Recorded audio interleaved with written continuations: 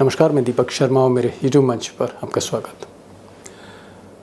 दोस्तों, क्या मोदी जी और नीतीश कुमार के बीच में मामला कुछ गड़बड़ है? अगर साफ तौर पर कहूं तो क्या नीतीश और मोदी जी के बीच में जो संवाद है बेहद कम हो गया है?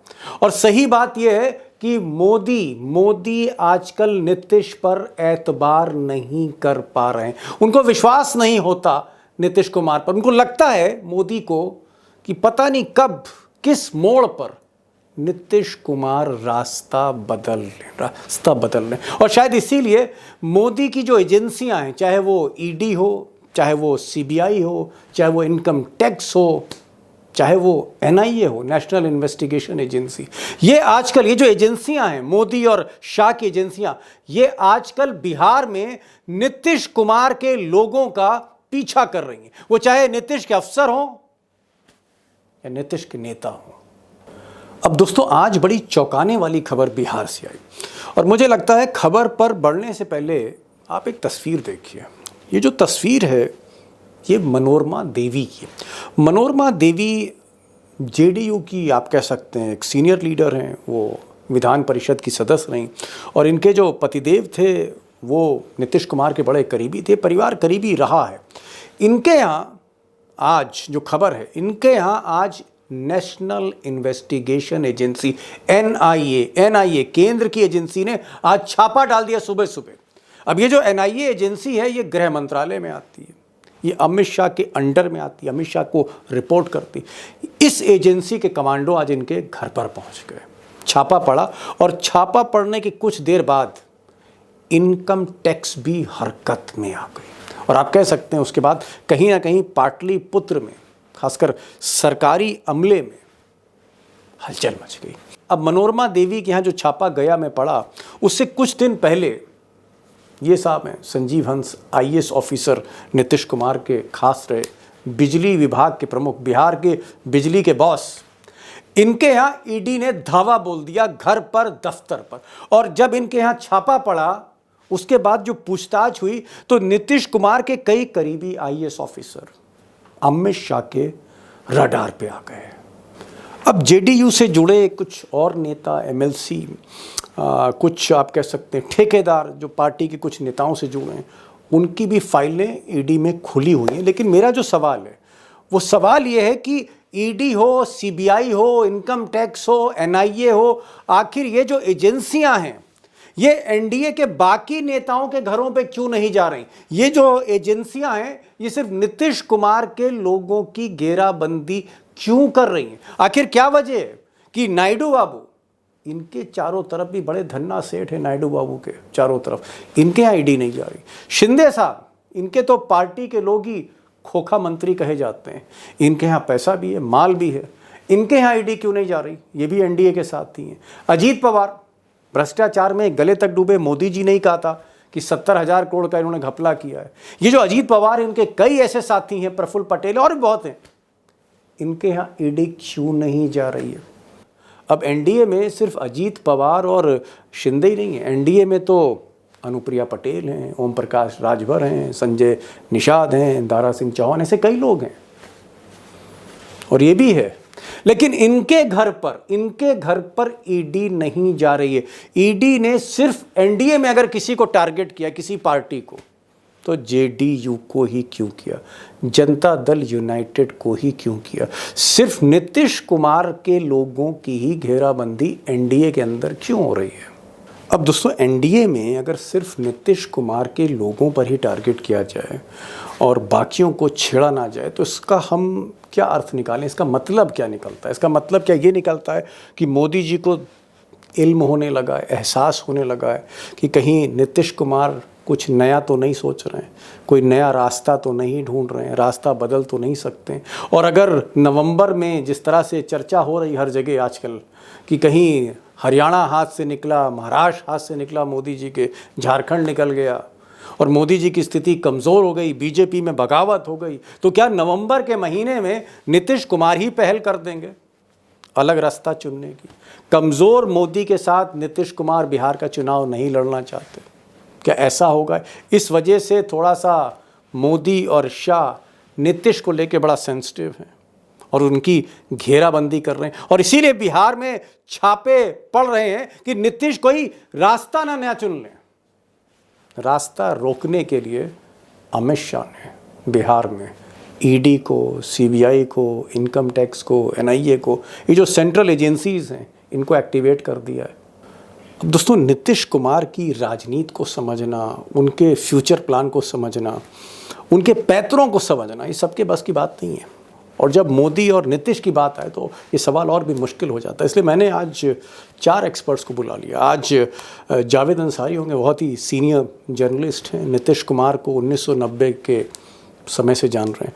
अशोक वानखेड़े टाइगर आज कुछ नई बातें बताने जा रहे हैं जिस पर आप गौर करिएगा, नीतीश कुमार और मोदी को लेकर। उमाकांत जी को भी मैंने आज इनवाइट किया क्योंकि वो बिहार में भी ब्यूरो चीफ रहे और बिहार में भी उन्होंने बड़ी ज़बरदस्त रिपोर्टिंग करी। दिल्ली में तो रिपोर्टिंग उन्होंने की है, तो उनको भी मैंने आज बुलाया है। और क्योंकि बात नीतीश कुमार की है तो एक जो आप कह सकते हैं जो स्पेशलाइजेशन है रिपोर्टिंग का, नीतीश कुमार को भीतर तक समझने का, वो अभिषेक कुमार का। तो मैंने कहा भाई अभिषेक जी आप भी आइए, आप भी बताइए कि क्या नीतीश कुमार आगे कुछ करने वाले हैं और मोदी जी अगर रोकेंगे तो कैसे रोकेंगे। मैं ज़्यादा समय नहीं लूँगा, एक सेकेंड ओपिनियन लीजिए इन एक्सपर्ट से। मेरा पहला सवाल जो है वो टाइगर से। टाइगर, शिंदे को कोई छू नहीं रहा है।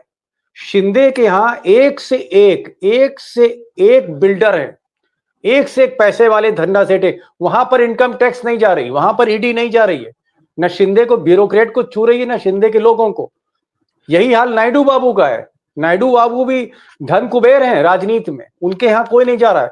लेकिन नीतीश कुमार, नीतीश बाबू, कभी इनके आईएएस अधिकारियों के यहाँ ईडी की रेड पड़ जाती है, कभी इनके जो नजदीकी ब्यूरोक्रेट्स हैं उनकी गर्दन पकड़ ले रही है ईडी। और आज मनोरमा देवी बड़ी करीब रही नीतीश कुमार के, जेडीयू की एमएलसी रही, आज गया में इनके यहाँ छापा पड़ गया, छापा एनआईए का पड़ गया। तो नीतीश को टारगेट क्यों किया जा रहा है? एनडीए में सिर्फ नीतीश ही टारगेट पर क्यों है, मोदी और शाह के? आपने 3 नाम लिए, आपने नीतीश कुमार का नाम लिया, एकनाथ शिंदे का नाम लिया और आपने चंद्रबाबू नायडू का नाम लिया। ये सिंबॉलिक प्रेजेंटेशन है, मतलब रिप्रेजेंटेशन है तीनों का। इस टाइप के लोग, देखिए एकनाथ शिंदे जैसी बिरादरी है, बहुत सारे लोग हैं एकनाथ शिंदे की कैटेगरी में।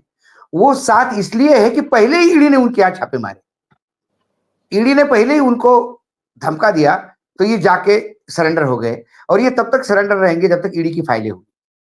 ओहो, मतलब इनकी फाइलें पहले ही खुल चुकी हैं? खुल चुकी है। ये सारे जितना भी आप महाराष्ट्र पकड़ो, जहां जहां के लोग हो, ये सब ईडी के फाइल की वजह से नतमस्तक है और ये सर उठाएंगे नहीं। कुछ भी हो जाए, ये पॉलिटिकली बर्बाद भी हो जाए तो इनकी हालत मायावती जी जैसी होगी कि हम पूरा खत्म हो जाएंगे, लेकिन अपना पैसा संभाल के रखेंगे। जो पैसा कमाया, अकूट संपत्ति, उसका भोग लेंगे। ये शिंदे कैटेगरी एक हो गई। हाँ, दूसरा आपने नाम लिया नीतीश, इसका नाम लिया चंद्रबाबू नायडू। चंद्रबाबू नायडू ये पूर्ण बहुमत के साथ आई हुई सरकार है।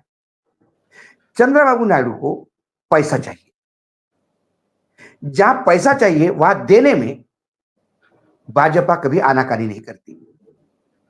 दोनों तरफ से, बजट से सरकार को अलोकेशन देना है वो भी देगी, बाकी दूसरे रास्ते से भेजना है वो भी देगी, क्योंकि बीजेपी के पास पैसा छोड़ के बाकी कुछ नहीं है, बस पैसा आता है देने के लिए। तो वो उनको पता है कि इनको पैसा मिलता रहेगा, ये कुछ बोलेंगे नहीं। वो दक्षिण का आदमी है, उसको ज्यादा नॉर्थ में चिल्ला। अब बचते नीतीश कुमार। नीतीश कुमार ईडी की वजह से नहीं आए, नीतीश कुमार को घेर के लाया गया, समझा के लाया गया। नीतीश कुमार की आदत है पलटाने की। 6 बार वो आदमी इधर से उधर गया। तो सबसे अविश्वसनीय कोई पार्टनर है एनडीए में तो वो नीतीश बाबू है। इसलिए नीतीश बाबू को चारों तरफ से घेर के रखते हैं। बीच बीच में अभिषेक जी ही कार्यक्रम करते हैं कि बस अब खेला हो गया 15 दिन में, अभी शायद, या नीतीश ऐसा कुछ बोल देते, या उसके कुछ लोग ऐसे बोल देते हैं कि जा रहे हैं। यस। तो जैसे ही जा रहे हैं कि एक जैसा आपने चाल चली बिसात पे शतरंज के, तुरंत ईडी का चेक लगता है राजा को। Okay, got it. तो हंस टारगेट पे नहीं था, टारगेट के नीतीश कुमार है। मनोरमा देवी टारगेट पे नहीं है जी। ये। वो एक कहावत है मराठी में कि सास को यदि अपने बहू को डांटना हो, नहीं डांट पाती तो अपने बेटी को बोलती, बेटी को डांटती है तो बहू औकात में रहती। ओके। तो मनोरमा पे छापा पड़ा, नीतीश 3 बार सोचेंगे क्या करूं। नीतीश कुमार ने इस 17 तारीख को रात को 16 तारीख की रात को 12 बजे प्रधानमंत्री को फोन करके विश किया, आप हैप्पी बर्थडे, जन्मदिन मुबारक होगा। जी। ये इसलिए है, एक ईडी की रेड 3 बार जन्मदिन मुबारक, ये औकात में रखने के लिए है। क्योंकि अविश्वसनीय पार्टनर, मैं फिर से कह रहा हूं, एनडीए में अविश्वसनीय पार्टनर एक ही है जिसका नाम नीतीश कुमार है। Got the point, got the point. मैं आ रहा हूं, मैं जावेद साहब के पास आ रहा हूं।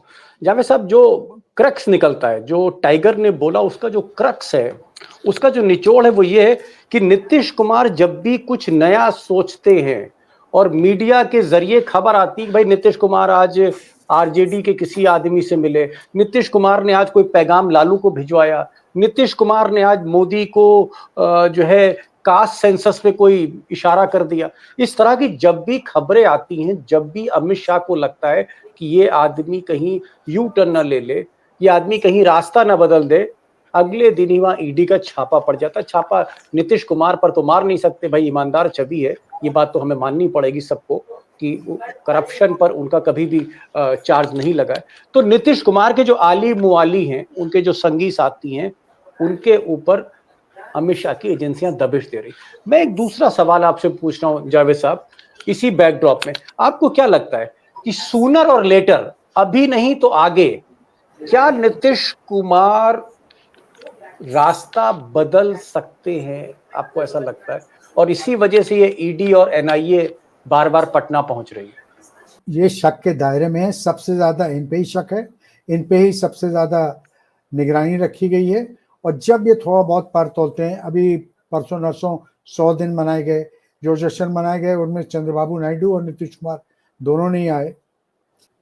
आपको लगता है कि जो पहला क्रैक एनडीए में आ सकता है, अगर मोदी कमजोर हुए तो क्या जो पहला क्रैक आएगा वो जेडीयू से आ सकता है?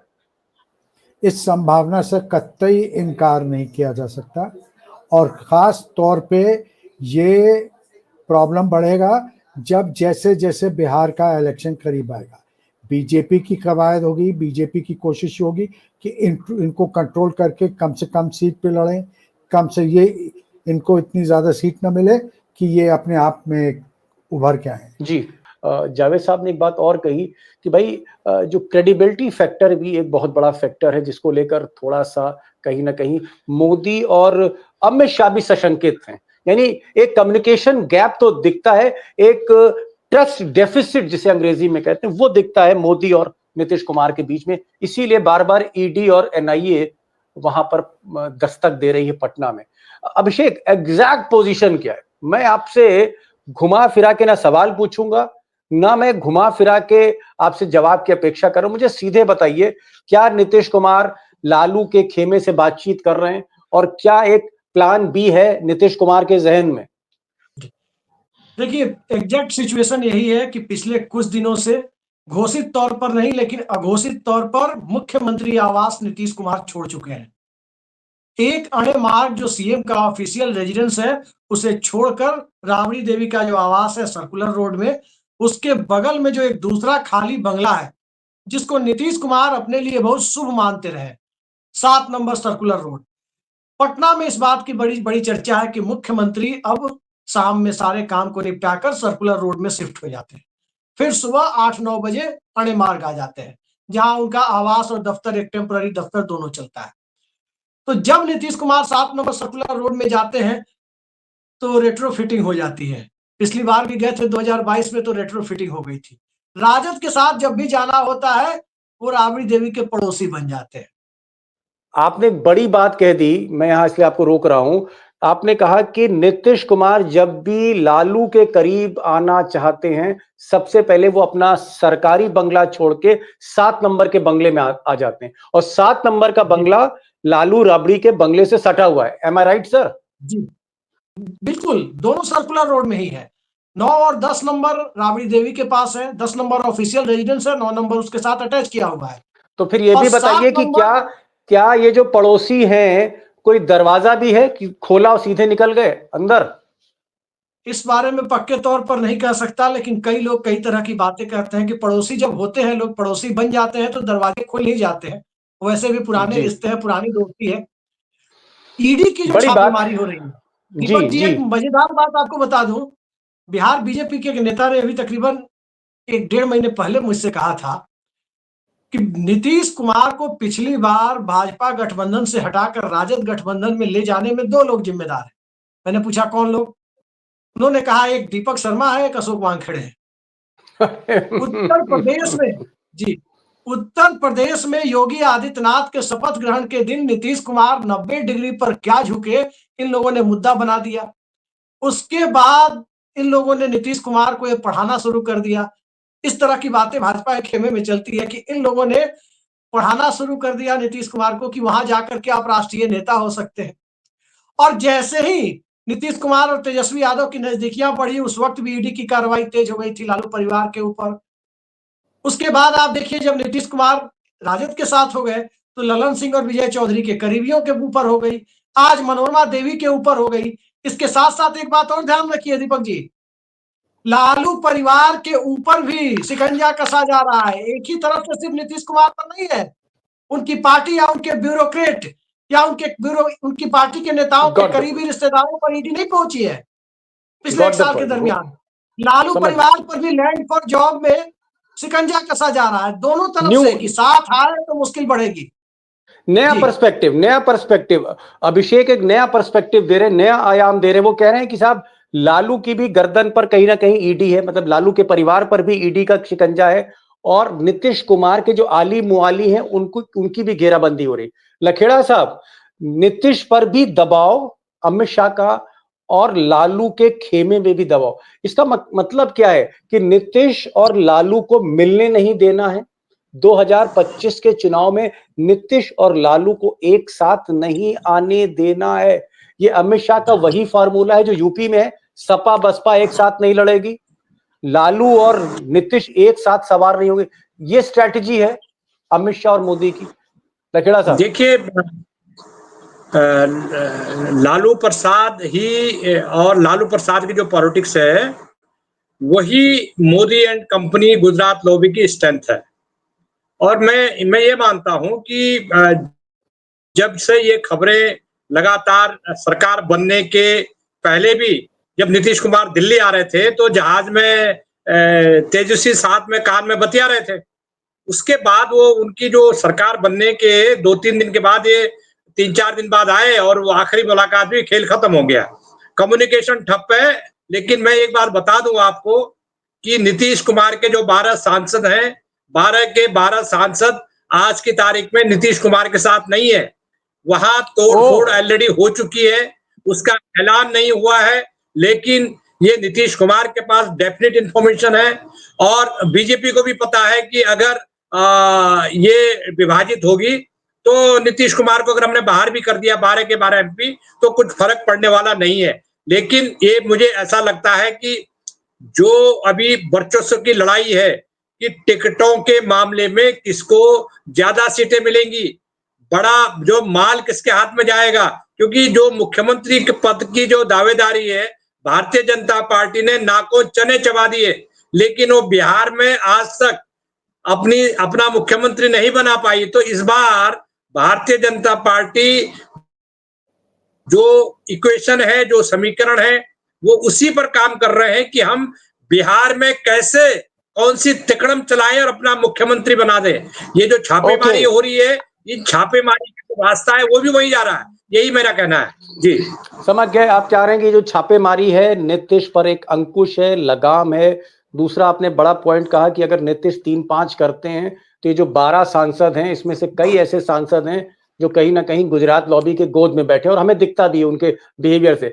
टाइगर, आपसे जो सवाल है, पार्टी 12 टूटेगी नहीं टूटेगी बात की बात है, लेकिन मान लीजिए कि अगर मिस्टर मोदी हरियाणा, महाराष्ट्र और झारखंड ये हार जाते हैं, स्थिति खराब होती है, गडकरी और बाकी लोग बगावत करते हैं, तो क्या ऐसी स्थिति में नायडू और नीतीश कुमार जो खुद पर आप कह सकते हैं नायडू तो आत्मनिर्भर है, क्या नायडू और नीतीश ऐसी स्थिति में नाव से कूद सकते हैं, इंडिया अलायंस की तरफ जा सकते हैं? Can they decide? नायडू और नीतीश नहीं, बहुत सारे लोग जाएंगे, बहुत सारे लोग जाएंगे। एकनाथ शिंदे भी जा सकते हैं। यदि महाराष्ट्र का आदमी प्राइम मिनिस्टर बनेगा तो क्यों नहीं साथ देगा? ऐसे कई लोग जाएंगे। सवाल यह है कि 12 सांसद जब आप ले लोगे, देखिए पार्टी तोड़ के मुंह जला लिया है महाराष्ट्र में उन्होंने। शरद पवार की पार्टी तोड़ी, शिवसेना तोड़ी और मुंह पे बल गिरे। यदि आपने यहां पार्टी तोड़ी, यदि नीतीश कुमार के सांसद आपने साथ में लकड़ी भी लिए, पूरे 12 के 12 जो भी है पूरा कुंबा आप साथ उठा के लाए, क्या जनता माफ करेगी? फिर यदि नीतीश के साथ सिंपैथी चली गई तो फिर आपकी हालत क्या बुरी होगी?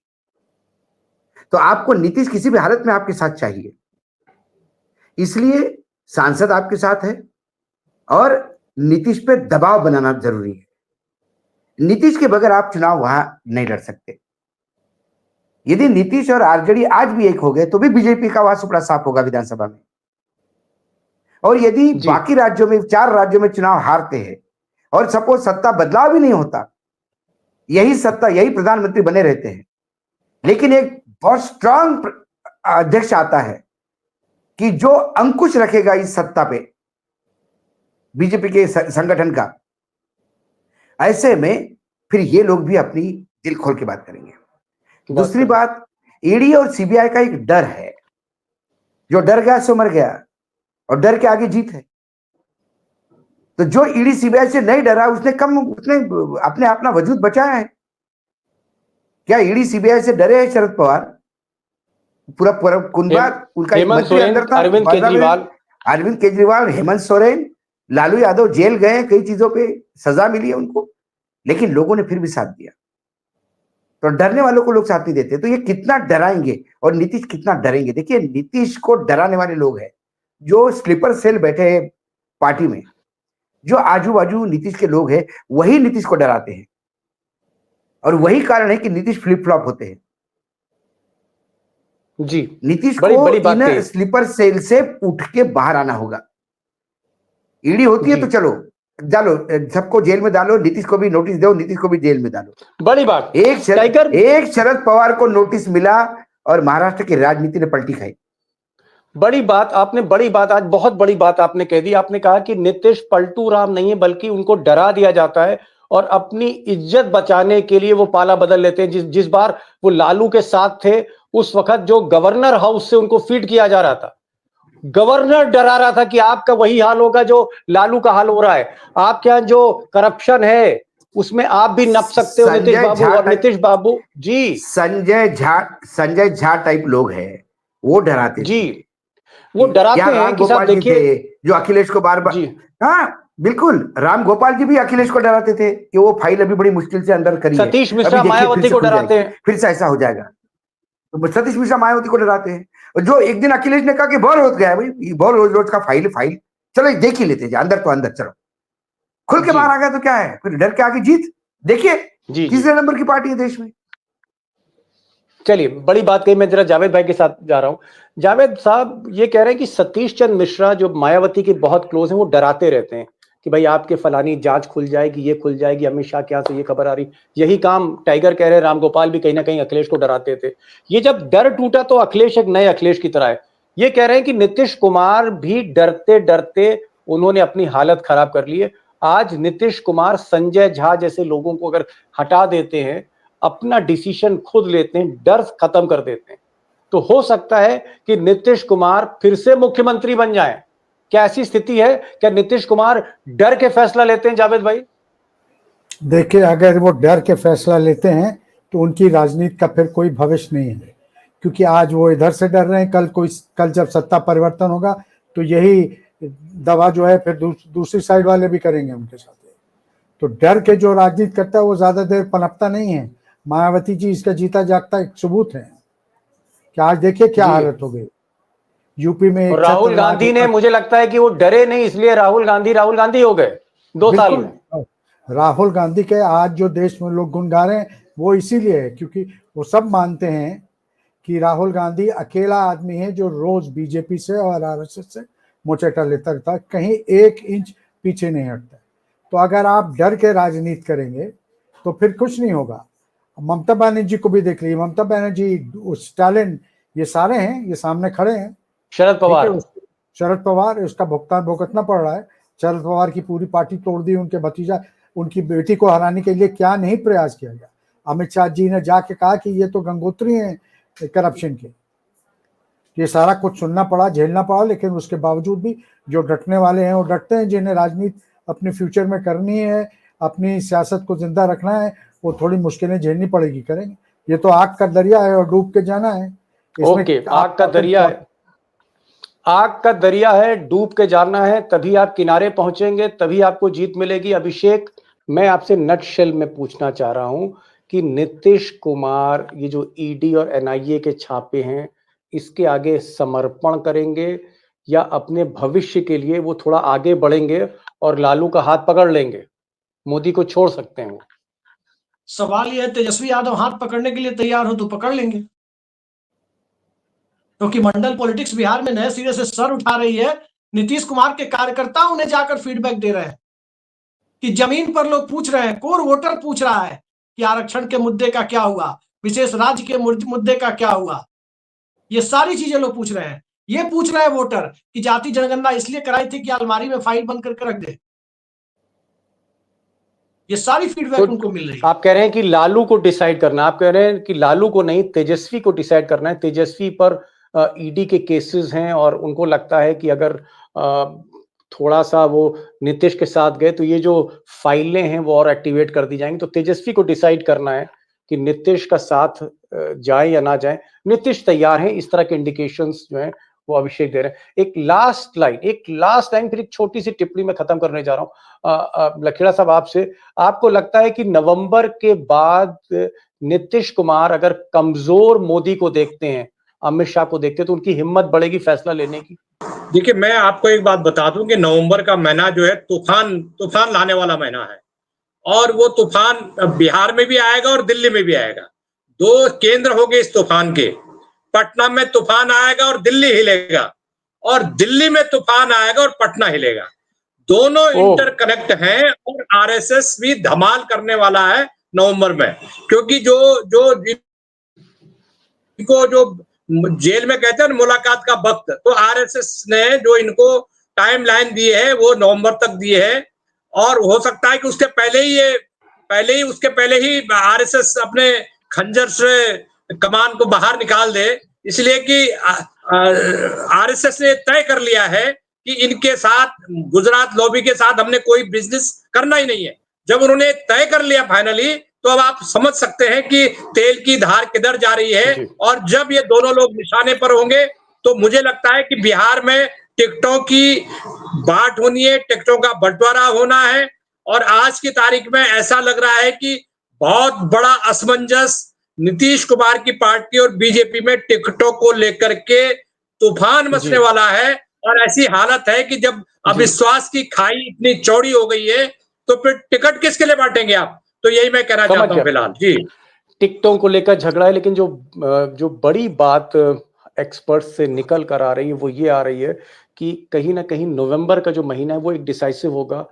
4 राज्यों के चुनावी नतीजे आने वाले हैं, और तब जब सारा एक्सरे चुनाव का सामने होगा, मोदी का स्कोरबोर्ड अगर डिफीट दिखाता है, मोदी अगर महाराष्ट्र हार जाते हैं या हरियाणा हार जाते हैं, ऐसी स्थिति में नीतीश कुमार हिम्मत कर सकते। एक कमजोर मोदी और अमित शाह के आगे नीतीश कुमार हिम्मत कर सकते हैं, और ये ईडी और एनआईए की घेराबंदी को तोड़ सकते हैं। और अगर ऐसा करते हैं तो एक नई राजनीति की दशा और दिशा फिर बनने जा रही है, जहां पर हो सकता है कि नायडू बाबू भी नीतीश के पीछे पीछे चलते। टाइगर, आप आए और आपने समय निकाला। जावेद भाई, बहुत बहुत शुक्रिया आपका। लखेड़ा साहब, आप भी बीच में ज्वाइन करें। अभिषेक, आपका भी बहुत बहुत शुक्रिया। Thank you so much for joining this program. Thank you so much.